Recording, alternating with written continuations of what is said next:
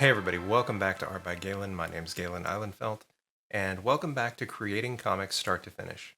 The goal of this series is to help you to develop your own comic book from conceptualization, taking your idea through writing, drawing, and laying out your comic book, all the way down to getting it printed and into the hands of your audience.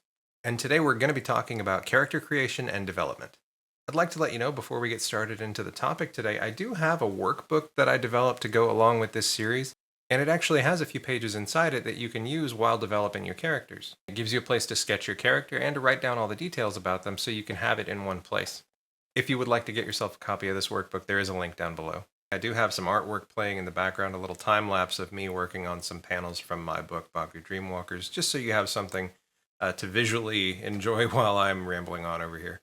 In my opinion, the most important question that you can ask yourself about any character that you're developing, and this applies to your main character and any of your side characters in the story, is what is their why? What is their why? Why do they do the things that they do? Why do they make the choices that they make? What is it that motivates them to keep pushing forward throughout your narrative? It's important because if your character doesn't really have a why, they're going to be very boring. It's not going to be very entertaining to read, and ultimately you're not giving the reader anything to identify with or to relate with if the character doesn't have a why. For instance, in my book, Baku Dreamwalkers, the main character Penelope here, in the beginning of the story, her why is she's moved to this new city to be with her boyfriend of a few years. He's got a new job out there, and she's moved there and has started going to college there, and is not really having a great time. And in order to be closer to her school, she's moved in with her roommate Alessa, who she has grown to be kind of protective over. And that is sort of her base why before we start introducing the element of dream walking and other elements of the story later on. But in the beginning, that's where she's coming from.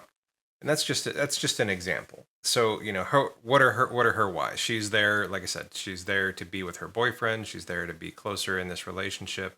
She's also not entirely comfortable in the situation. So a big part of her why is seeking stability.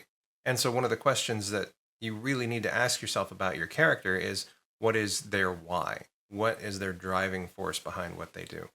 Now, while we're talking about developing main characters, especially your main character of your story, like the main protagonist of your story, the audience and the readers, they need to care about this character. They need to feel for them.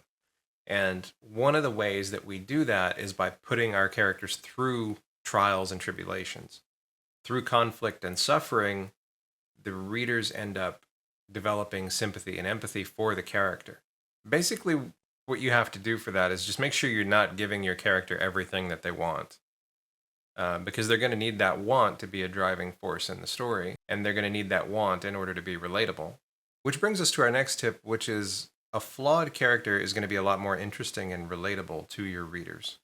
If you have a character that never makes a bad decision and always does the right thing, and no matter what situation you put them into, they're going to do the right thing. They're going to do the noble thing. And it can be extremely predictable and, quite frankly, boring for the readers to go through that.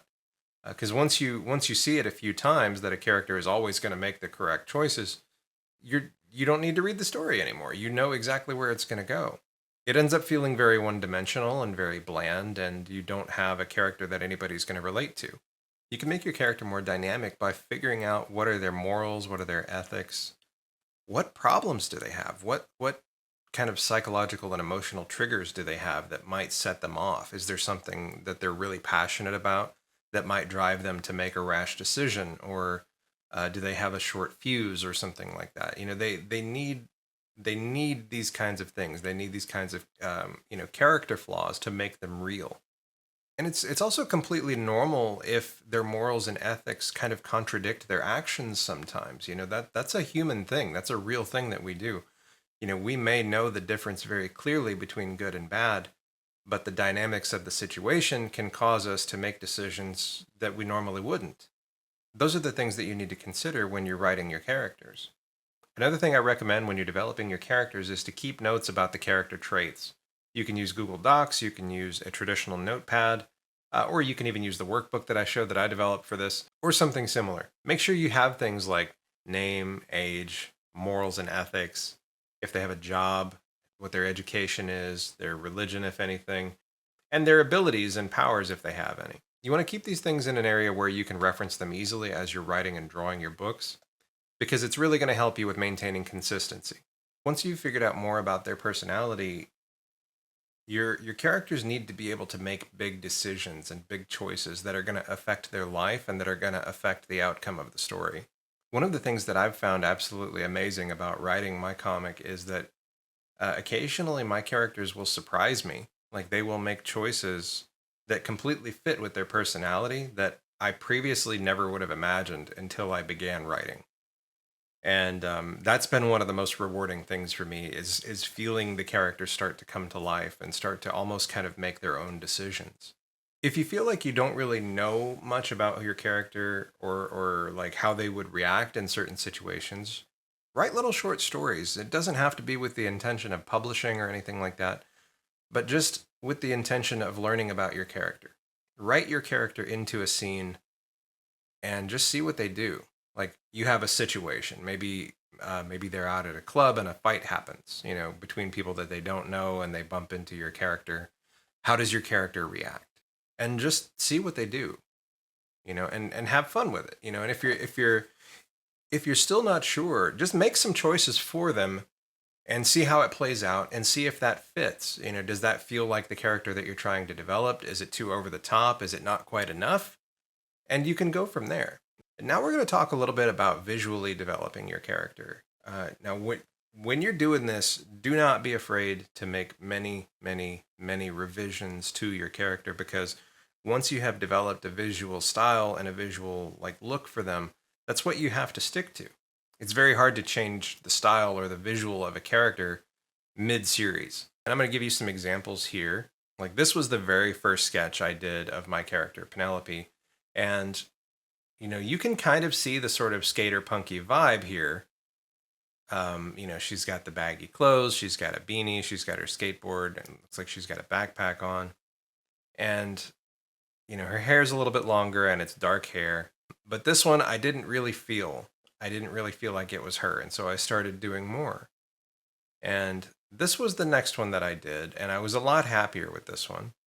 With this one, I felt like I was more on the right track with who Penelope was. We've got the same sort of punky vibe. She's got a little collar. She's got wristbands and this kind of sleeve sort of thing.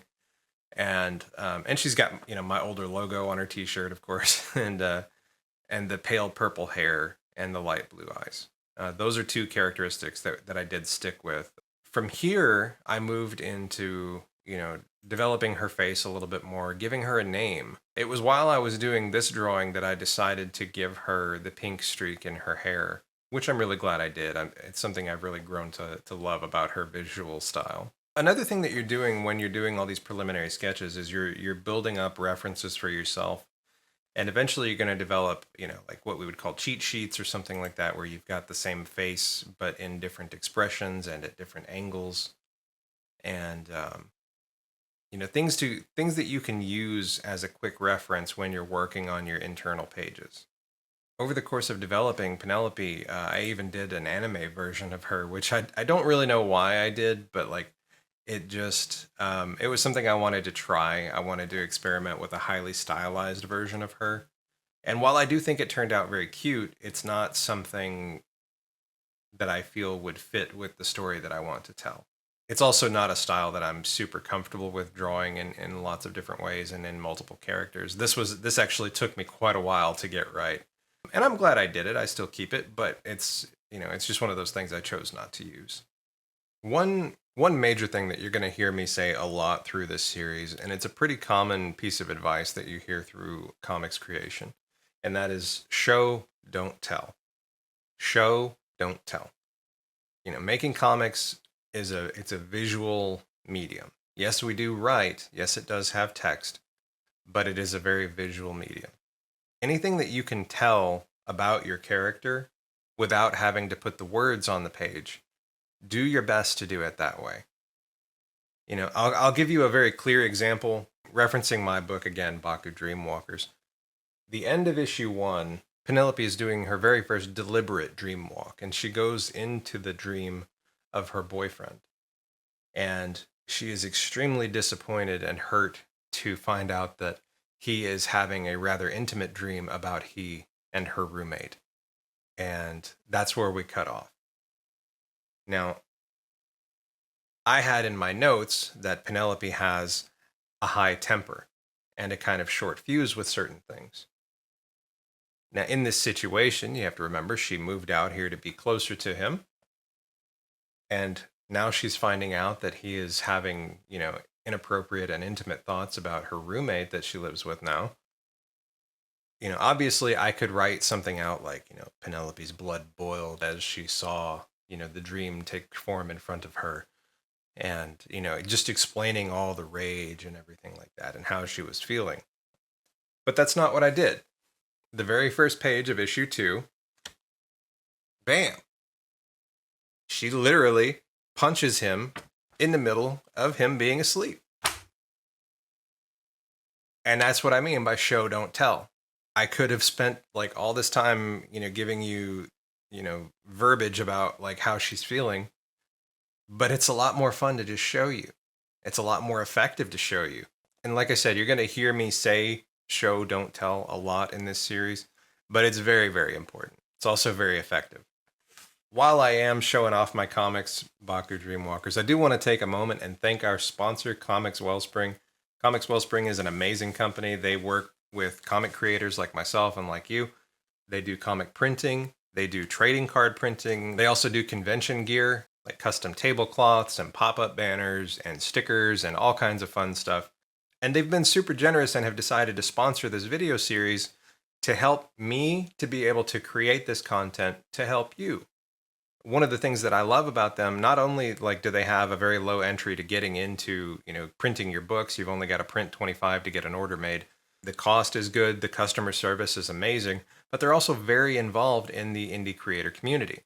And I could not pass up the opportunity to work with them. If you are interested in using Comics Wellspring to print your next comic book, there is a link down below. And I've also got a code here that you can use to get a discount on your order. Thank you again to the sponsor, Comics Wellspring, and thank you if you have supported me by purchasing any of my books. I've got links down below to these as well, and I look forward to seeing you in the next video, and until then, keep creating, and take care. Now, coffee. Coffee. It's the driving force behind making comics is coffee. Or for me, anyways.